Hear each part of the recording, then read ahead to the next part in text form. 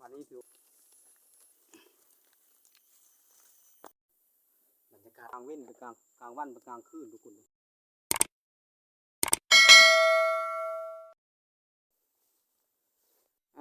กราบทักทายสบายดีแล้วก็สวัสดีพี่น้องพ่อแม่ทางฝั่งลาวฝั่งไทยต่างประเทศก็ดีวันนี้ก็บ่มีหยังหลายทุกคนสิพาทุกคนเข้าดงเข้าป่าเข้าไปหาอยู่หากินที่ได้อย่างมากก็ค่อยก็ยังมองฮู้ทุกคนเด้หรือว่าเข้าไปตามภาษาของคนบ้านนอกคอกหน้าทุกคนเด้ก่อนอื่นก็เข้าส้มก็อย่าลืมทุกคนฮักแพงกันคือเก่าอย่าทิ่มอย่าปะอย่าละอย่าไล่ถ้าผิดพลาดประการใดขอโทษขออภัยเด้อทุกคนเด้อเห็น2น้อยแล้วก็ติดตามให้เด้อทุกคนติดตามให้กำลังใจเด้อทุกคนเด้อตอนนี้ก็บรรยากาศทุกคนก็ประมาณนี้นะทุกคนยังเป็นแดดอยู่ทุกคนเด้อ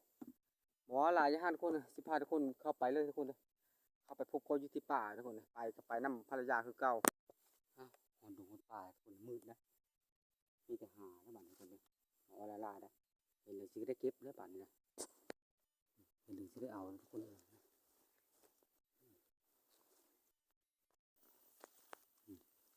จับไม้ทุกคนอันนี้หอยทุกคนหอยเดือหอยอย่างประมาณนี้ทุกคนเด้อ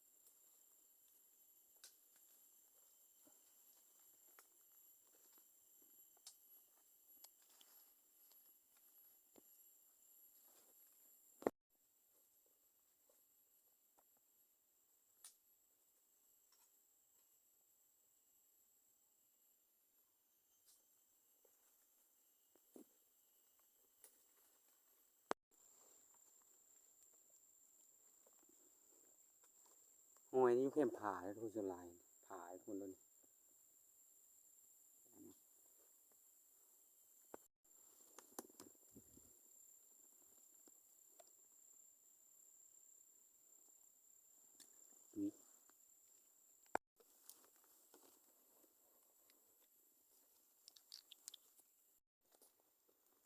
เล็กทุกคนเอ้ยเล็กน้อยก็เอาไปเบิด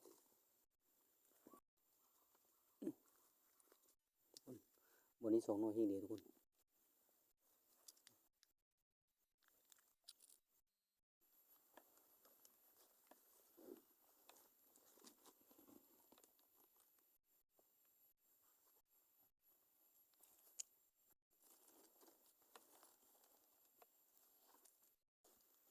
บนมีก็บน2ทุกคนบน2บน3มันมี3หอยเฮงกันทุกคนยักษ์มืดแต่ทุกคนมืดทนแล้วบ่น้อยบ่ได้ทุกคนเอ้ย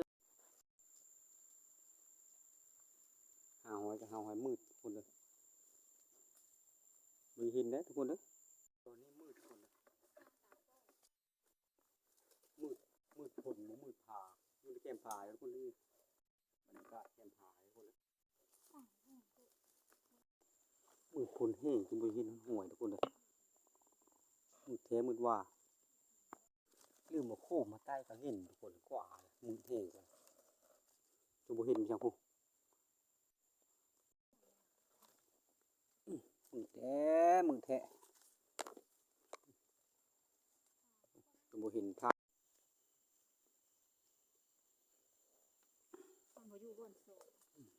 มืดแห้งทุกคนกลางเงินเนี่ยทุกคนเด้อบ่แม่นกลางคืนเด้อกลางเงินว่าไงกลางวันว่าไงซะไปแต่มันมืดทุกคนนะมืดแห้งการหาหอยได้ไปซ่าทุกคนไปไหวบ่ได้ว่าไงซะโอ้หาหอยมั้ยนี่ฮะกลางเว้นไปกลางวันไปกลางคืนทุกคนเลยได้อยู่ทุกคนประมาณนี้เด็กเกิดอะไรขึ้นในวันนี้วะมืดแห้ง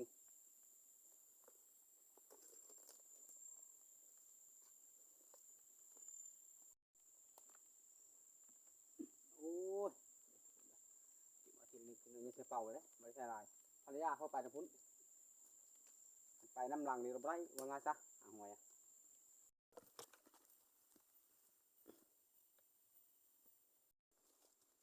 อยหมดมืดทุกคนเลยโอ้มาสจันมากมัน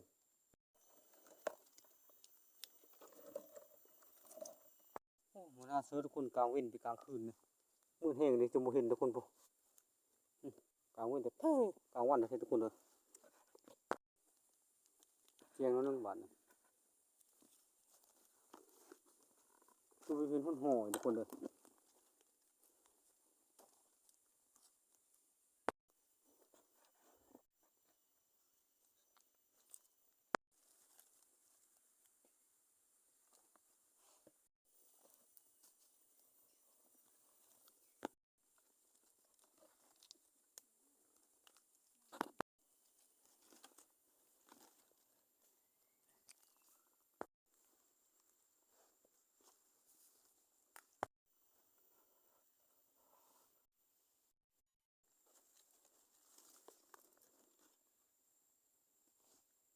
อยู่ในใต้ไผ่ทุกคนบ้านจะเป็นในใต้ทุกคนกลางวันจะเท่ในใต้ไผ่เบิดได้ทุกคนเลยในใต้เกือบสู่หินหอยละขันชีบุใต้บุหินหอยทุกคนเลยสองน้อยทุกคน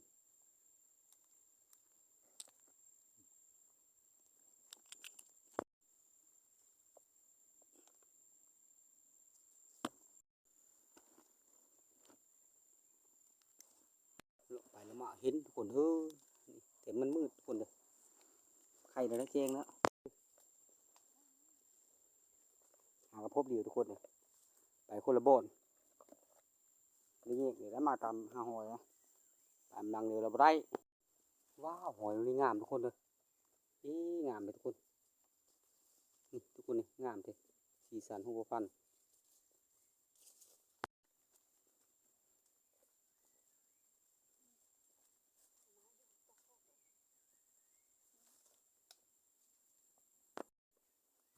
สวยเลยทุกคนบาน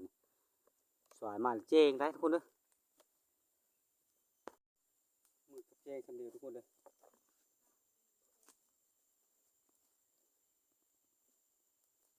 นี่มืดทุกคนเลยมันตัวมันมืดนะธรรมดาตัวไปเฮียนหอยใต้ไม้ยี่ก็มีทุกคนบนได้กระสองสามทุกคนเลยมานี้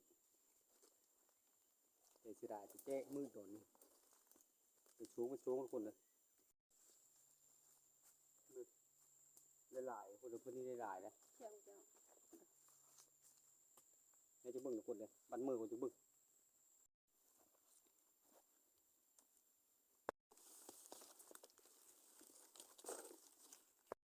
ทุกคนเลยมาหดทางแล้วก็เป็นเช้าประมาณนี้ทุกคนเลยหลายนะ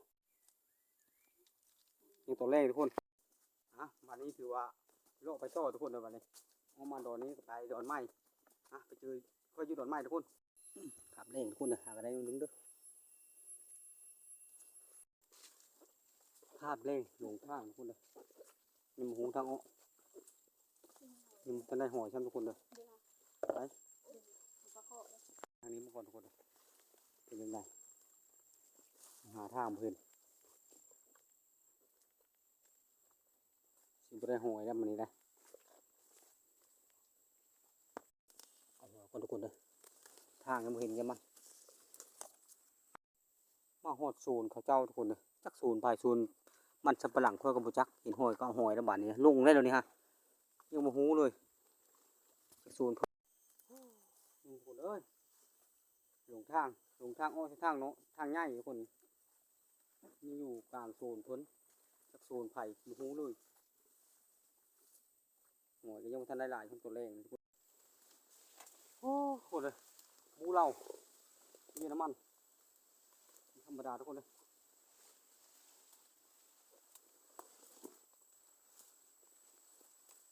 เพิ่นก็หัวทางใหญ่เลยโอ้หกเมยนะทุกคนนะหัวทางทุกคนเลยทางกับทางยังไม่ทันหูอ่ะเป็นจุดใดหาหดเป็นเปรตแล้วเห็นเทียงคนแล้วทุกคนเลยเทียงเพิ่นเทียงผู้ใดว่าหายใช่ปะโอ้เทียงเนาะจะเทียงพอดีอันนี้ดีวะโอ้มาเงินระบาดเนี่ยทุกคนเลยมึงขึ้นมึงก่อนทุกคนเลย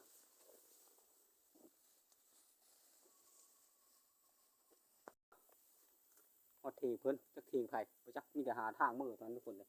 มันจะกล้าคดีด้วยเทียงทุกคนเลยป้อขันใดทุกคน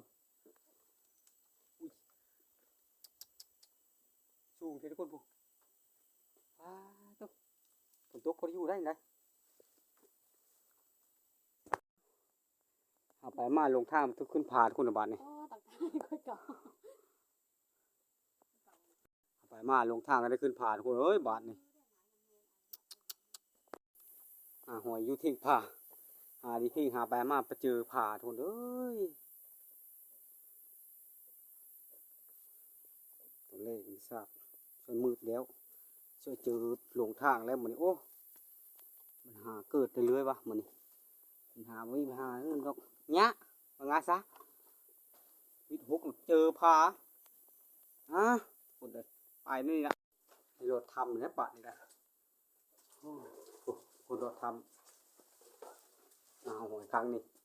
เขาทำได้คนเลยบรรยากาศทำทุกคนเลยประมาณนี้ทำหมดแล้วก็ทำไม่หิวโอ้เนาะมันอันนี้ออกปากทำระบาดนี่จากยาหลงทางก็มาหอยหินหอยระบาดคนมันนี้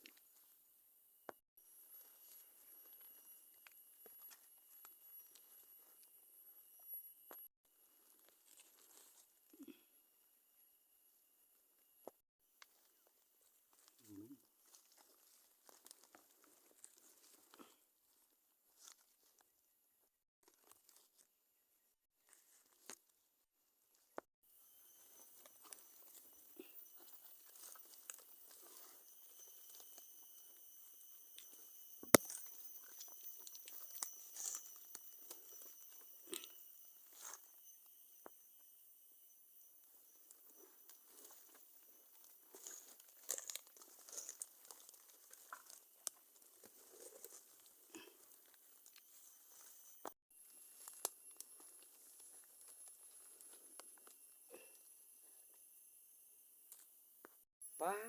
ทุกคนเลยเต็มกระยังอายะบาทนี่ปุ๊บป้าตุ๊เก่นเข้ามามือหอยทุกคนนี่เก็บมาเลยเอาบาทนี้สรุปก่อนทุกคนเลยคือว่าอุปสรรคมันนี่ธรรมดาทุกคนเลยอุปสรรคการมาก็ช่วยมืดช่วยลงทางทุกคนโอ้ยวันนี้แต่ยังไข่ได้หอยได้ทุกคนนี้นะเก็บมายะทุกคนเลยสรุปเสาสรุปแรง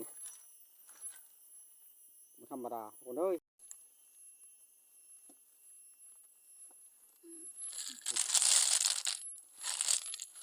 เต็มแล้วทุกคนเลยอันนี้ทุกคนเลยทั้งระยังทั้งจังเต็มทุกคนเลยหอยถือว่าคลิปนี้ก็มาสำนึกกระจบสำนึกทุกคนเขาชมเลยรุ่นทุกคนฮักแข่งกันก็อย่าทิ้งอย่าป้าอย่าละอย่าลายทุกคนฮักถ้าผิดพลาดประการใดขอโทษขอไฟทุกคนเด้อเจอกันคลิปหน้าทุกคนจะรักคลิปนี้จบชาตินี้ทุกคนในการหาอยู่หากินกันได้